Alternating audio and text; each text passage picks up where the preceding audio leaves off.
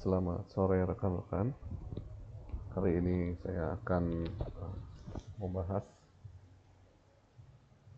jurnal berjudul Automate IoT-based Prototype for Real-Time Equipment Control and Equivalent CO2 Emission Monitoring. Jurnal ini ditulis oleh Manfred Singh dan Saksi Danekar.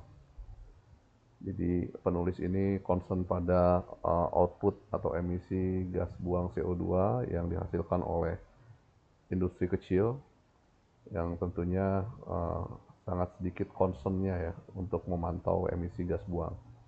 Kemudian mereka mencari cara membuat prototipe mesin IoT kecil ya yang murah supaya bisa diterapkan di industri kecil sehingga bisa melakukan efisiensi mesin dan gas buang yang dihasilkan. Oke, kita mulai pembahasannya. Di sini diawali dengan pertanyaan, pernahkah membayangkan berapa banyak energi listrik dan biaya operasional yang terbuang sia-sia hanya karena mesin-mesin di pabrik dibiarkan terus menyala, ya padahal idle ya, saat sedang tidak digunakan. Jadi seperti kita tahu, UMKM itu untuk memantau penggunaan listrik dan emisi karbon secara presisi sering dianggap sebagai barang mewah karena biayanya mahal, sehingga akibatnya emisi karbon tidak langsung yang luput dari pantauan dan penanganan.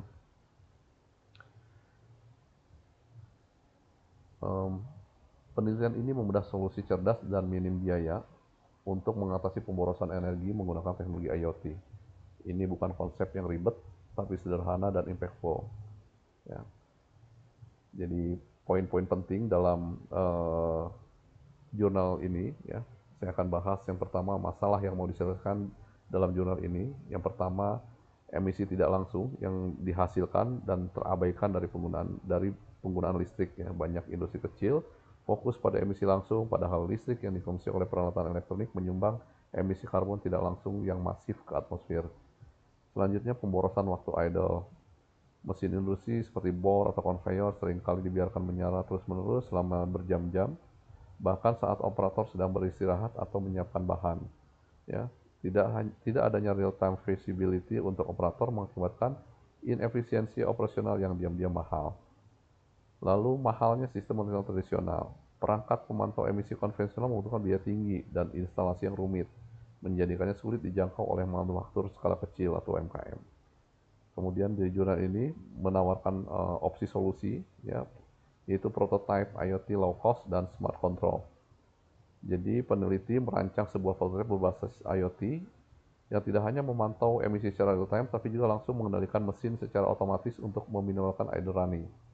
Ya, metodenya mereka menggunakan ini duet sensor lampu biru. Jadi memakai sensor cahayanya berwarna biru.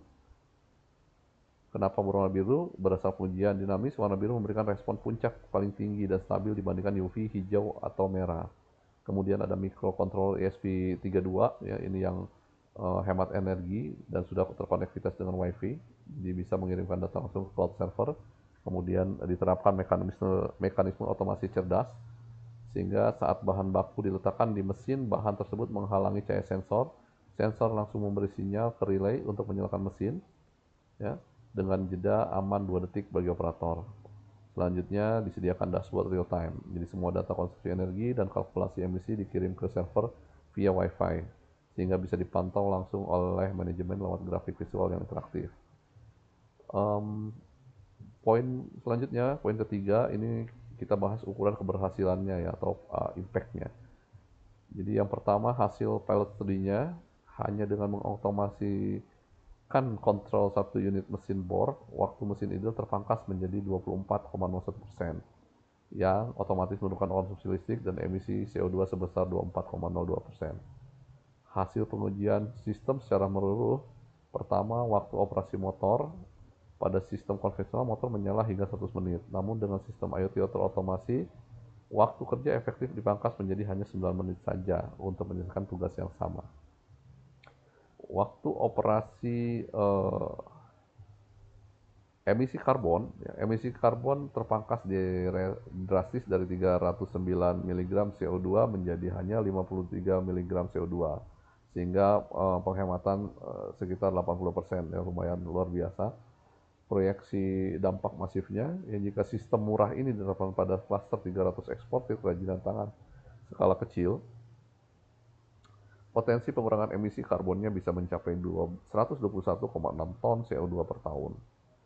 Selanjutnya ini ada takeaway ya untuk praktisi. Ya. Jadi inovasi ini membuktikan bahwa penerapan green manufacturing tidak harus selalu mahal dengan memanfaatkan mikrokontroler yang murah seperti ESP32 dan sensor sederhana.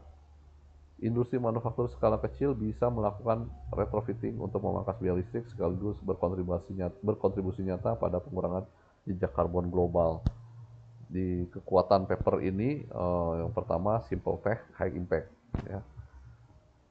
Cocok untuk retrofitting, bukan greenfield, langsung nyentuh cost saving dan sustainability, tidak butuh AI atau ML yang kompleks, machine learning yang kompleks.